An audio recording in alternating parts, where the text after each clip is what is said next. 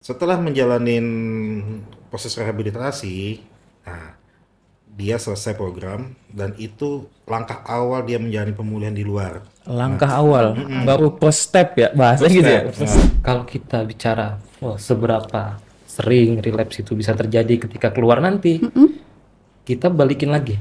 Apakah keluarga bisa memantau atau tidak? banyak juga teman depan belakang apa segala yang merupakan pemakai Pemakai juga gitu. PIC Dan lah iya bahasanya ya. PIC dan itu teman saya bro kadang berani ngedatangin dalam rumah. Awal dia pakai lagi nih di mana? Awal pakai lagi gimana? Awal relapse-nya. Oke. Nah, dari situ kita screening. Kalau kita screening dari awal, wah ini pasti berat nih, pasti masuk. Kan Masuk gitu. lagi nih. Kan belum tentu sebenarnya. Iya. Kan perlu namanya Ngobrol seru dan asik seputar rehabilitasi bersama Radio Bareta. Ngobrol seru dan asik seputar rehabilitasi bersama Radio Bareta.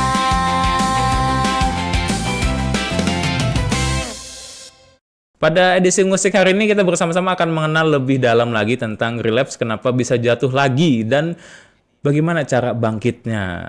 Baik, pada program musik hari ini kita mau sapa dulu sahabat Bareta yang dimanapun berada, semoga dalam keadaan sehat juga, aman, dan ini cuaca lagi panas banget ya. Panas banget. Panas banget, jangan lupa pakai apa Sunscreen. ya? Sunscreen biar nggak gosong gitu ya. Es teh enak sih. Es teh enak kali ya es teh ya? Enak kali ya.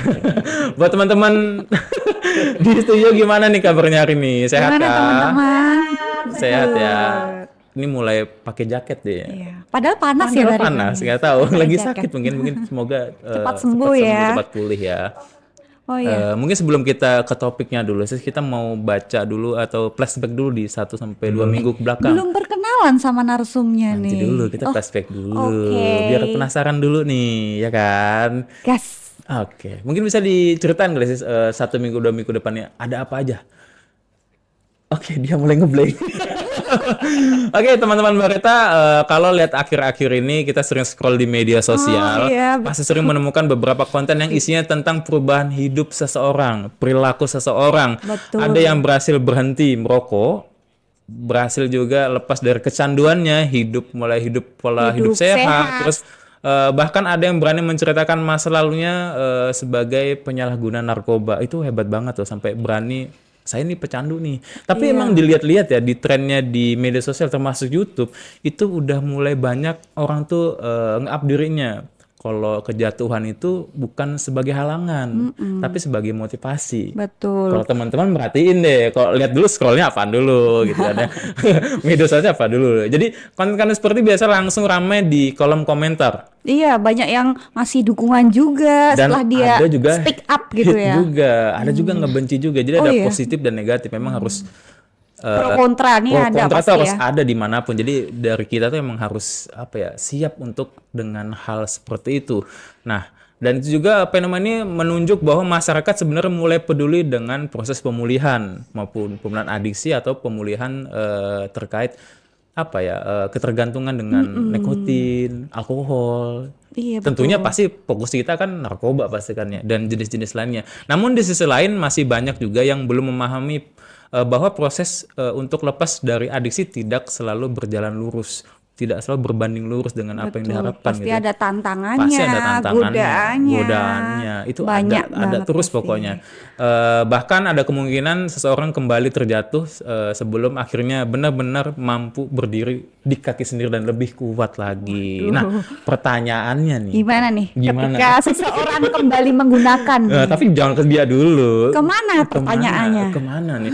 Ketika seorang kembali menggunakan narkoba setelah sempat berhenti, apakah itu berarti perjuangan atau sia-sia? Apakah itu sudah tanda stop aja gitu? rehabnya gagal? Iya betul, rehabnya gagal kah? Atau justru proses yang memang perlu dipahami oleh kita semua? Betul. Nah, itu jadi sebuah tanda tanya. Tapi sebelum itu kita mau kenalin dulu nih narasumber kita, karena kita akan bahas sebuah topik relapse, kenapa bisa jatuh lagi dan bagaimana bangkitnya. Oke, hari ini ada narasumber kita, ada 2 orang hebat. Tentunya 2 orang hebat dong, ya nggak mungkin kita undang tidak hebat. Tidak hebat, betul. Tidak hebat. Mungkin bisa perkenalan dulu dari Bro. Siapa Orang nih? hebat Sebelah pertama. sini dulu. Kalau saya Bro Bayu ya. Bro Bayu, oke. Sebagai apa, Bro? Sebagai apa nih Bro Bayu? Ini sebagai konselor. Konselor. Jadi emang Konselor. sudah cukup banyak lah klien yang kita pantau. Kita Dipantau. tangani. Ekspor, wah, Ekspor. ekspornya. Ekspor ya. nggak sih? Kalau Iya mau ekspor, dong. Iya dong. Iya dong. Tidaknya aja konselor adiksi. Emang nggak mudah masuk ke konselor adiksi. Sangat tidak mudah bro ya. Emang butuh waktu ya. Jam terbang itu penting ya. Penting. Penting. Oke sebelahnya deh siapa nih? Dengan Bro Kalem nih, kalem banget nih. Iya, iya, iya. Ya, nama lengkap saya Muhammad Zainuddin. Kalau di Plor itu biasanya dipanggil Bro Udin. Floornya apa bro? Jalanan atau gimana ya? Facility Di facility, di lingkungan klien ya. Lingkungan klien. Di lingkungan klien. Biasanya panggil Bro Udin. Iya, Oke. betul sekali. Terus? Kalau kita di Barita itu panggilannya ke para terapis itu Bro atau Sis. Bro atau Bro sis? atau Enggak, sis. Om enggak? Enggak ya? Pak juga atau Bunda. Karena kenapa? Bro dan Sis itu menggambarkan kita sebagai terapis itu sama klien itu bersaudara gitu. Saudara karena bro itu brother. brother. Iya, betul. Sis itu sister itu. Iya, betul. Oh gitu. Sebagai apa bro di balai ini bro? Saya sebagai konselor adiksi. Sebagai konselor adiksi juga gitu ya. Oke. Udah lama kah di sini kalian berdua sebagai konselornya? Boleh nih, siapa duluan nih? Bro Bayu berapa lama udah di Baretan bro? Kalau bicara berapa lama ya kurang lebih 10 tahun. Oke 10 tahun ya, lebih lama ya.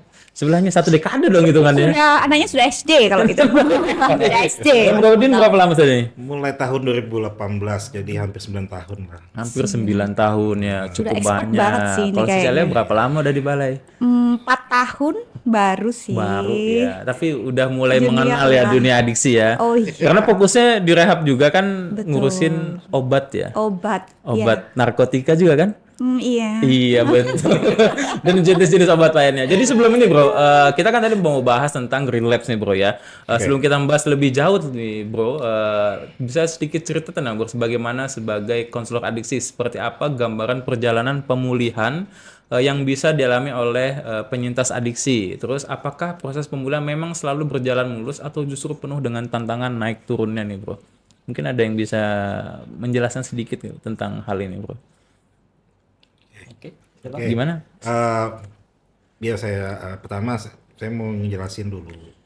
Jadi pertama klien itu apabila dia menjalanin rehab di tempat rehab itu namanya itu proses pemulihan. Proses pemulihan. Iya, kita masih dalam tahap proses pemulihan. Nah, disitulah klien itu dibekalin, terus juga menjalanin terapi secara intensif apa segala, dan juga rehab yang diberikan juga rehab medis maupun rehab sosial gitu. Nah, setelah menjalanin proses rehabilitasi, nah dia selesai program dan itu langkah awal dia menjalani pemulihan di luar. Langkah awal, baru first step ya bahasa gitu ya. Nah, First step, keluar baru. kayak analoginya tuh kayak gini. Mobil kan di dealer dulu. Oke, mobil nih. Napas dulu, baru bisa jalan ke jalanan. Walaupun kilometer udah ada gitu ya. Iya, betul. Oke, Nah, oke, jadi gini, awal pemulihan itu dimulai pada saat setelah jalanin proses rehabilitasi. Proses rehabilitasi. Gitu. Karena kenapa? Tantangan yang sebenarnya keluar tuh di situ. Tantangan yang timbul, Setelah ya? baik dalam diri sendiri maupun dari lingkungan. Oh, karena dia kembali kepada lingkungan sebelumnya ya. Betul sekali. Betul ya? Nah, disitulah ujian pemulihan lah kalau kita bilang itu kan dimulai lah gitu. Kalau di facility atau di tempat rehab ya pasti kondusif, pasti steril. Karena dikondisikan Iya, lingkungannya, betul sekali. ya kan? Nah, dan juga tekanan dari luar juga tidak sebesar yang ada di luar nanti kehidupannya gitu. Contoh. Contoh misalnya begini, si klien rehab di sini kan dikondisikan tuh, jadi kabar-kabar atau ada ajakan-ajakan teman kan kurang. Tidak ada bahkan ya. Bahkan tidak Bahkan ada. tidak ada ya. Nah, Karena gitu. no HP ya, Bro. No HP. Itu kan kalau misalnya ada kabar pasti lewat konselor dulu kan. Oh betul. Lebih tahu. Nah gitu. Kalau menurut pengalaman dua bro hebat ini tuh seberapa sering sih klien ini relapse? Atau ini tuh relapse tuh memang hal yang umum terjadi setelah pasca rehab ya berarti? Oke. Atau dijelasin dulu relapse tuh apa? Oke, relapse itu kan ini ya artinya kan dia kembali pakai ketika Kembali dia sudah pakai. menjalani yang namanya rehabilitasi. Jadi kan seperti yang Bro Udin sampaikan, ketika dia keluar dari rehabilitasi itulah first step-nya dia untuk menjaga pemulihan. Nah, di situ pastinya banyak tantangan yang akan dihadapi oleh si klien ini. Terutama tadi ada faktor pertemanan, lingkungan, bahkan yang memungkinkan itu keluarga sendiri. Oh iya. Iya, kayak gitu. Jadi kalau kita bicara seberapa sering relapse itu bisa terjadi ketika keluar nanti, kita balikin lagi. Apakah keluarga bisa memantau atau tidak? Oh. Bisa mantau apa tidak? Karena kalau yang kita lakukan selama ini, kita kan melakukan pemantauan juga ada nih dari Ada. pihak sini, Betul, dari ada. Balai Rehab ini. Kita kan selalu memantau ketika dia keluar ini, Masih dipantau ya menanyakan itu? kabarnya gimana. Kadang walaupun bukan sama kliennya, kita tanya sama keluarganya. Kayak gitu. Ini kira-kira ada perubahan dah di anaknya. Kadang keluarga bilang, ini Pak mulai anaknya mulai aneh, perilakunya mulai Perilaku mulai kembali. bergeser aneh lagi nih, Aneh seperti balik awal lagi. seperti itu. Berarti faktornya tuh selain lingkungan apa aja dulu? Kan tadi ada keluarga kan berarti lingkungan ya. Apalagi tuh? Lingkungan, teman itu juga bisa. Karena ini tadi seperti yang Bro Udin bilang, ketika di luar teman ini kan datang. Oh iya kan? Kita kan nggak Balik bisa lagi balik kita. lagi. Pasti pertanyaan pertama adalah, kok lama nggak kelihatan, dari mana? Lagi belajar bro. Gitu, Belajar 6 bulan. Lagi sekolah. Lagi sekolah. Ditutupin salah, nggak ditutupin juga salah bagi si klien ini. Oke. Betul juga Kalau sih. dari ini kayak psikologisnya gitu, itu kan lingkungan. Kalau dari psikologisnya, mungkin dia dulu make karena beban mental, beban hidup gitu, Beban pikiran. beban pikiran itu tuh mungkin udah merasa sembuh di sini, tapi bisa nggak karena itu juga dia bisa relapse? Bisa. Bisa Kalau juga. bicara cara psikologis bisa, karena tadi kita tidak bisa memaksakan ya, maksudnya kapasitas diri dari masing-masing klien ini ketika keluar, apakah mentalnya siapkah dengan kehidupan di luar, apakah tidak. Kita tidak bisa memastikan itu. Yang bisa memastikan itu adalah kliennya sendiri. Tapi yang perlu kita tekankan adalah dukungannya seperti apa. Kalau dia mendapatkan beban mental yang katakanlah cukup berat, tapi pendukungnya atau support systemnya bagus, itu masih bisa terhadapi. Tapi kalau seumpama beban mentalnya banyak, terus dukungan yang tidak ada, nah itulah yang bisa menjadi faktor pemicu dari Oke. Mungkin sebelum ke pertanyaan lain, ini ada yang nanya sebenarnya di live di YouTube kita sebenarnya. Jadi pertama gini deh. Dari siapa tuh bro? Dari Jeto Mage. Oh ya. HG, Jeto HG. Oke. Halo. Halo lah, selamat datang ya. Gitu panggilannya. Jeto. Ya oke, kita panggil Jeto ya. Jeto tanya begini, ini Balai Rehab atau Radio Bareta? Sebenarnya nih kita ini tempat rehabilitasi narkoba milik BNN tentunya. Terus Radio Bareta itu adalah salah satu media platform kita, website kita itu adalah sebuah singkatan Ruang Advokasi Informasi Orang Tua dan Keluarga. Jadi seputar rehabilitasi narkoba kita akan informasikan di sana semuanya. Jadi silahkan buat si Jeto Jeton itu bisa untuk kunjungan ke sana tuh buat ngeliat-ngeliat apa aja sih di Radio Bareta. Nanti juga ada website resmi kita tuh di Balai Rehabilitasi BNN Tanah Merah, itu ada tuh websitenya. Silahkan cek dulu. Terus dia bilang tentang saya kecanduan kopi hitam sehari 3 gelas. It's okay, nggak apa-apa. Selama masih kopi aman lah ya. Cuman masih kopi ya aman. itulah kalau kadar kafein tinggi ya bahaya juga buat lambung lah ya. Terus dia nanya gini, menurut saya sebagai manusia biasa, jika ingin berhenti kecanduan harus mengubah kehidupan di lingkungan juga, seperti harus pindah kota ke kota lain. Mungkin itu salah satu tanggapannya. Lingkungannya biar Tapi kan kita nggak bisa ya mengkondisikan lingkungan. Tapi kalau kita pindah juga nggak bisa kan. Misalnya saya sebagai kepala keluarga gitu ya, rehab di sini gitu. Rumah saya udah di sini tuh, mungkin udah habis ratusan juta nih di tempat itu. Mungkinkah saya akan pindah? Masih berpikir banyak kali ya. Itu yang sering terjadi ke kalian kan ya. Karena lingkungan yang ada kan tidak bisa dia kondisikan. Mau saya pindah ya kalau kita belum bisa untuk berubah ya percuma kan gitu ya. Betul. Ada lagi nggak nih bro selain itu cerita-cerita dari klien? Iya, kebanyakan gimana tuh? Jadi gini, saya pernah beberapa kali sebenarnya bertemu dengan berkomunikasi dengan klien. Jadi bilang kliennya, bro kalau ini kan tempat saya nih bro dekat loket atau dekat bandar. Gitu. Banyak juga teman depan belakang apa segala yang merupakan pemakai juga, gitu. PIC Dan- lah bahasanya. Iya, PIC, dan itu teman saya bro kadang berani ngedatangin dalam rumah.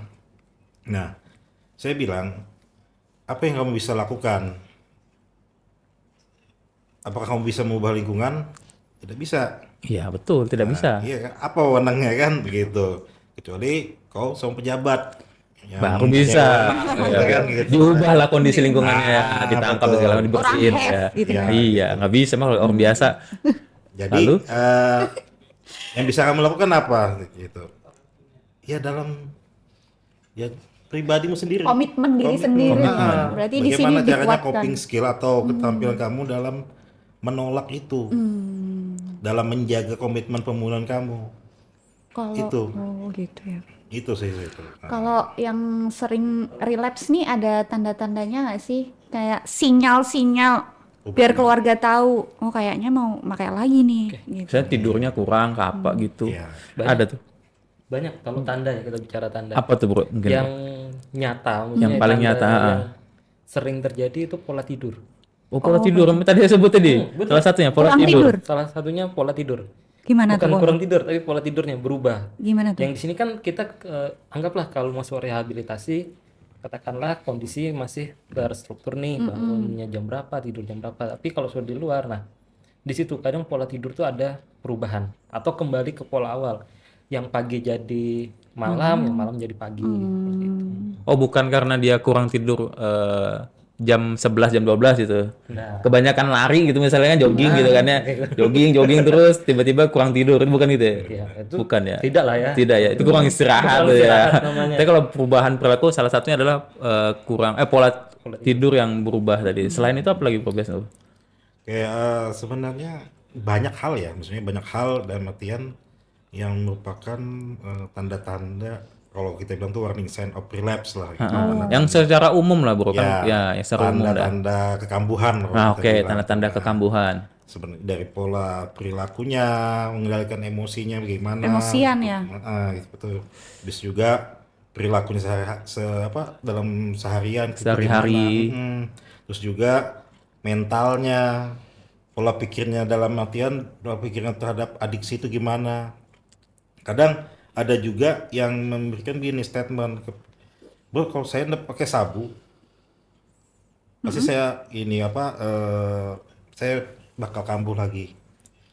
Tapi mengganti itu bolehkah saya memakai alkohol?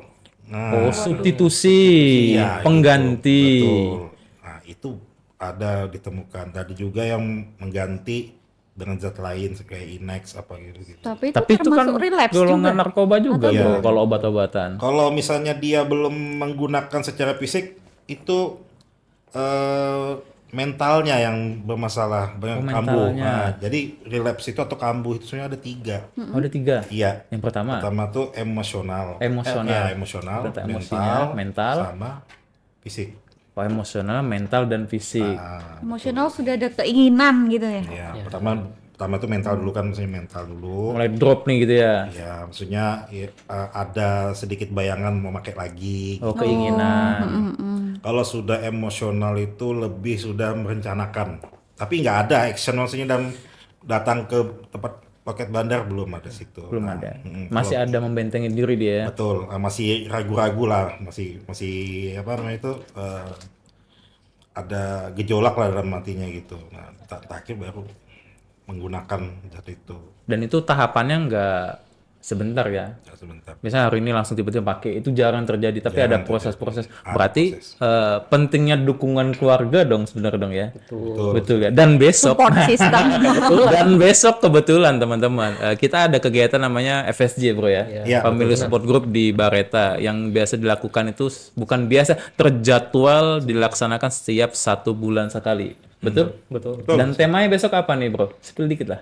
Ya, menjaga pemulihan. Menjaga pemulihan salah satunya. Nanti itu bisa tuh buat keluarga mungkin ada yang di sini sedang nonton bisa tuh untuk besok hadir ya Iya. di kegiatan FSG. Nanti bisa akan dapat sebuah materi dan bakal bisa sharing-sharing juga cerita sama narasumber nanti bro ya. Ada visit juga ya bro? Ada visit keluarga juga. Visit keluarga. Jadi di sini keluarga visit klien ya. Yes. Iya beda dong ya. Beda. Oke, banyak orang mengira relapse itu terjadi secara tiba-tiba, gitu, bro. Padahal ada proses yang berlangsung sebelumnya tuh terjadi. Bisa dijelaskan bagaimana tahapan ini tadi, bro ya? Iya, betul. Tahapan-tahapan ya dari emosional dan segala macam tadi tuh ya. Iya, betul. Nah, kalau misalnya dengan tahapan itu, yang paling penting apa yang kita bisa jaga untuk ke klien nih, biar dia tuh nggak pikirannya ke sana tuh. Ada nggak sih, bro? Sebuah tips triknya gitu, bro. Kalau itu ya sebenarnya balik ke klien dan support sistemnya. Balik ke klien dan support sistemnya. Kalau support sistemnya bagus, ya klien juga akan merasa aman. Kan rasa Oke. aman penting nih Nah, sebelum kita melangkah ke aktualisasi diri. Ya, tapi di situ satu sisi kadang keluarga ngerasa ini masih ada proses yang harus dijalani. Kadang keluarga mikir, wah ini keluar betulan pulih nggak sih? Nah, stigma ada itu ketakutan, ya. ada stigma. Nah, hal seperti itu yang kadang memicu klien itu akan kembali. Nah, kita bisa menguatkan klien tadi dengan cara ketika kamu keluar tunjukkan. Tunjukkan. Tunjukkan hal yang positif. Walaupun ada stigma dari keluarga, kan keluarga bisa tadi stigma sendiri kita tidak bisa memastikan kalau oh ini stigma bakal habis nih ketika aku berbuat baik. Kan nggak bisa. Rehab stigma hilang enggak ya? Stigma hilang, enggak. Enggak. Stigma Selalu ada ya selalu stigma ada. ya. Ngikut terus ya. Nah, makanya penting ketika klien itu sebelum relapse tadi, Iya. itu yang penting membatasi yang namanya stigma. Membatasi tentang stigma. Tapi itu bagi keluarga ya, tapi bagi kliennya jangan ngerasa oh stigma aku dibatasin, aku semena-mena. Nggak seperti itu. Ada aja yang kayak gitu Ada ya. aja yang memanfaatkan situasi dan Memang kondisi. kita sebagai keluarga tuh jaga perasaan dia. Oh, biar balik nih bagus nih. Oh, dia semena-mena nih. Oh, enak nih. ada yang seperti Ada nih, malah dimakan lagi rusak lagi. lagi. Dan selalu sering terjadi gitu. Kalau pemicunya selain itu apa, bro? Pemicu relapse lagi gitu. Oke, Yang sering terjadi gitu. iya, oke. Untuk pemicu seringnya relapse itu ada dua sih sebenarnya. Kalau saya lihat itu. Yang pertama itu persepsi atau pengetahuannya keluarga. Pengetahuan keluarga Betul, tentang adiksi. tentang adiksi. Nah, karena taunya begini, keluarganya direhab, sembuh, kayak penyakit medis yang lain gitu, enggak. Iya, enggak. Nah, jadi adiksi ini suatu waktu bisa kambuh. Nah, itu. Tapi dalam kambuhnya itu bukan berarti dia gagal. Ya seperti yang tadi saya bilang kan. Oke. Nah, Gitu. Jadi perlu ada namanya pengetahuan gitu tentang adiksi, tentang kambuh atau relapse itu gitu. Yang kedua, dan kliennya sendiri. Nah, kalau kliennya dia kuat komitmennya, dia bisa ngejaga dalam artian pemulihannya itu. Kalau misalnya dia masih ada namanya ambivalen atau masih ragu-ragu lah Ragu-ragu. gitu. Nah, keraguan dalam artinya masih ada tawar-menawar. Ya, tinggal tunggu waktu aja lagi. Masih rapuh ya. Iya, relapse. betul. Masih Rapuh, fragile. galau lah gitu. Pakai gaya gini, nanti ganti gimana aku nanti gitu. Nah, gitu. Kekhawatiran yang besar tuh timbul itu yang memicu. dan itu selalu ada gitu. Selalu ada. Selalu ngikutin terus ya. Iya, betul. Oke, ini ada sebuah pertanyaan, bro.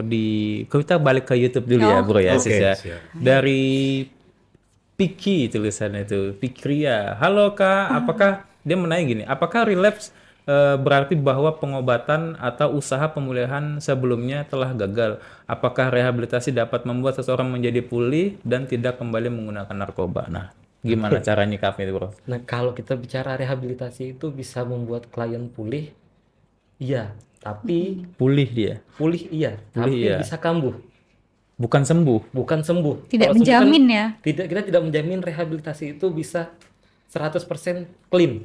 Enggak, tapi kita bisa mengatakan dia pulih. Dia pulih. Dia pulih. Karena namanya relapse kan penyakit kambuhan. Relapse adalah Adiksi itu penyakit kambuhan. oh, adiksi itu Salah. adalah penyakit kekambuhan. Kambuh. Kambuh. Kambuh. Jadi bisa kapanpun penyakit itu kambuh. Banyak faktor tadi yang seperti kita bahas sebelumnya kan. Oke. Kayak gitu. Kalau sudah terlanjur relapse, gimana tuh? Iya, betul. Kalau sudah terlanjur relapse ini nah ya, maksudnya kan balik lagi antara si klien dan si keluarga.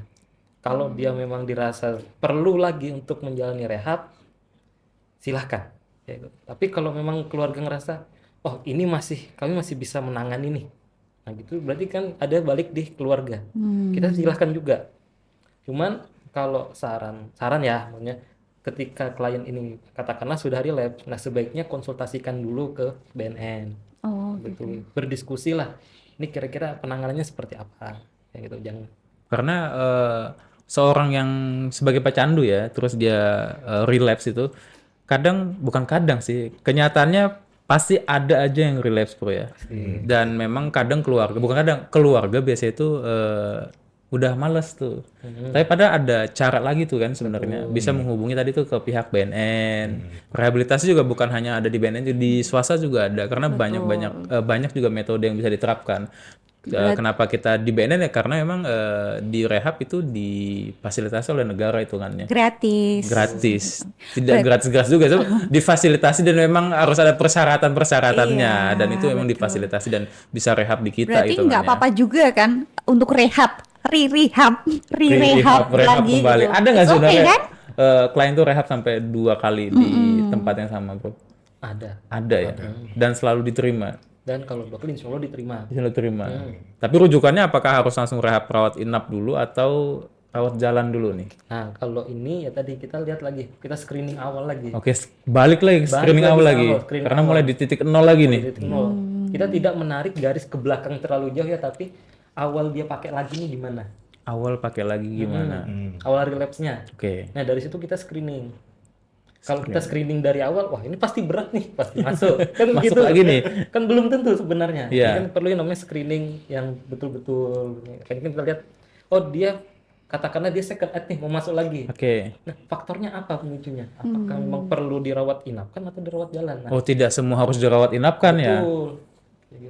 Karena kalau langsung dirawat inap bisa jadi ada pemberontakan di klien. Aku baru pakai sekali 2 kali langsung dimasukkan rehab. Bisa jadi pendapat klien, oh keluarga aku ini tidak peduli sama aku nih, aku dibuang nih. Oh ya bisa jadi asumsinya ke sana Asumsinya ya. ke situ. Padahal ada pendekatan-pendekatan lainnya. Mungkin bisa konsultasi dulu ke konselor yang lama atau konsultasi ke BNN dulu. Ini keluarga saya nih ya. Apa tuh relapse nih menggunakan kembali walaupun 1 kali pakai ini gimana nih tipsnya? Apakah rehab langsung atau pemantauan rawat jalan gitu ya. Dan itu ada ternyata di BNN ya. Ada ya. Ada. Oh, ternyata ada. Dari kisah bro tersebut tuh, menurut bro apakah sebenarnya yang paling kita butuhkan ketika sedang berada di titik terendah? Apakah hanya sekedar motivasi atau apa nih bro yang bisa di Tips and trick kali. iya tips and triknya nih bro? Oke, sebenarnya apa ya kalau yang dibutuhkan tuh kayak motivasi. Motivasi itu pasti Jelas, nomor 1 pasti. ya. Karena motivasi itu yang meningkatkan apa ya, maksudnya komitmen dia daripada stigma gitu atau ancaman. Kadang muncul tuh dari keluarga. Kalau kamu pakai lagi setelah rehab, aku masukkan kamu dalam penjara. Nah, itu salah. Ancaman. Nah, karena gini kan kita logikanya kan penjara itu untuk melakukan orang yang melakukan kriminal. Nah, gitu. Rehab bukan tempat kriminal. Oke. Dan rehab ini tempatnya orang yang ingin mengatasi penggunaan zatnya gitu. Penyalahguna ya. Oke. Terus juga dari kliennya juga gitu bisa menjaga dirinya gitu. Jangan terlalu tes power atau dalam artian sok-sokan lah dalam bahasa seharian itu, sok-sokan aku ke tempat ke clubbing apa segala gitu. baru keluar tuh ya. Iya, wah aku sembuh nih kan, jangan gitu, itu sih. Dan itu kita biasa teman-teman udah di warning di awal ya. Iya betul. Kalau udah selesai rehab, nggak usah tes power lah. Atau coba-coba atau ketemu sama teman yang lama gitu bro ya, karena pasti Toxic gitu. akan ganggu pemulihan. Apalagi ketemu teman-teman toksik tuh kan, bakal ganggu pemulihan kita. Karena di sini pemulihannya itu nggak sebentar kan ya. Saya anggap itu 6 bulan tuh nggak sebentar tuh untuk meninggalkan Setengah tahun loh setengah ya. tahun loh ya. Bahkan ada yang 1 tahun ya. Tergantung putusan pengadilan ya tentunya bro ya. Ya kan. Tapi paling lama adalah kemungkinan akan di 6 bulan ya. 6 bulan. 6 bulan. Dan 6 bulan itu kan singkat, lama enggak singkat iya gitu ya. Tapi pasti sudah membentuk habit yang baik lah Iya, ya. 6 ketika bulan. udah keluar pasti ketemu dengan siklus yang tadi lagi tuh. Pilihan cuma satu, mau bertahan atau mau relapse kembali. Betul, pilihan. Oke, betul bro ya? Iya. Oke bro, sebenarnya kita pengen lagi ngobrol banyak tentang relapse nih apa aja. Nanti mungkin teman-teman bisa silahkan tanyakan di website kita kali ya. Betul. Di radiobareta.com pada menu testimoni. Sahabat Bareta juga bisa kunjungan juga ke IG kita. Karena kita tadi sempat live streaming juga. Bisa di drop di kolom komentar. Bisa juga DM juga, nanti admin akan balas juga. Lalu juga bisa menanyakan di WhatsApp juga di 08777 165 162. Silahkan dituliskan, nanti kita akan bacakan lagi di segmen-segmen selanjutnya. Sebelum kita tutup nih, ada yang nanya lagi nih, terakhir nih sis ya. Oke. Izin bertanya Pak dari Mobile Legend. Jadi iklan dong ya. Jadi izin tanya Pak, katanya. Kalau seseorang yang sudah direhabilitasi dan relapse lagi, apakah dia gagal dalam menjalani rehabilitasi sebelumnya? Oke, kalau bicara gagal apa tidak, sebenarnya tidak ada yang gagal. Apakah rehab itu relapse itu bagian dari pemulihan? Ya, karena relapse tadi bagian dari pemulihan. Relapse itu bagian Gagal dari itu pemulihan. ketika klien berhenti untuk mencoba memperbaiki. Oh, itu gagal. Itu gagal. Tapi kalau dia masih terus mencoba, berarti itu dia belum gagal. Belum gagal. Belum gagal. Nah, tinggal prosesnya ini mau seperti apa? Balik di kliennya ini tadi dan keluarga. Oke. Gitu. Apakah harus direhab lagi kah? Ataukah ada cara yang lain dari keluarga dan klien? Sesuai dengan kesepakatan dari si klien dan keluarga. Oke. Mau nambahin boleh nggak? Boleh. Boleh dong. Kemarin kan habis pelatihan tuh Iya. Ya. Apa tuh? sama Bro Lobby. Oke. Yang orang UNODC itu loh, yang beliau itu. Nah, kata Bro Lobby ini tuh, kalau kamu relapse, itu tuh terus kamu pergi lagi ke rehab, itu menandakan bahwa rehabmu itu berhasil. Itu malah menandakan bahwa rehabmu berhasil, soalnya kamu masih mau rehab lagi untuk kedua kalinya. Gitu. Semangat untuk yang di luar sana. Kalau bisa jangan relapse, tapi kalau relapse, ayo balik rehab lagi. Bagus tuh. Saya cerna kalimatnya. Ternyata kalimatnya bisa diputar demikian ya, Tru ya. Iya. Jadi sebenarnya tergantung persepsi orang itu. Kalau memang persepsi negatif ya bakal negatif ya. Iya. Tapi sebenarnya kalau ketika Haters gonna be happy. kalau udah direhab, kalau dia balik lagi hitungannya rehabnya tuh Berhasil, sukses dan dia itu. mau lagi dengan sadarnya. Itu masih Masih mau. Tapi kalau dia gagal ketika dia berhenti untuk memperbaiki diri untuk pulih. Oke, mantap ya. Ternyata kemarin latihannya jos ya kayak teman-teman. Berarti bener ikut ya, iya kan ya. Oke bro, terima kasih bro udah sedia waktunya hari ini bro, udah mau membagikan insight lah ke teman-teman, membagikan informasi. Mungkin sebelum kita tutup mungkin ada closing statement kali bro dari bro Udin. Atau dengan Bro Bayu nih untuk sampaikan ke teman-teman pendengar nih. Siapa tahu ntar di klip kan ini nih statement-statementnya nih bro. Oke, Gimana bro? yang pertama bagi teman-teman yang masih dalam kondisi aktif menggunakan, ayo ya jangan kita sia-siakan, hidup kita hanya sebatas serbuk putih gitu. Ya, gitu ya. Ayo rehab itu.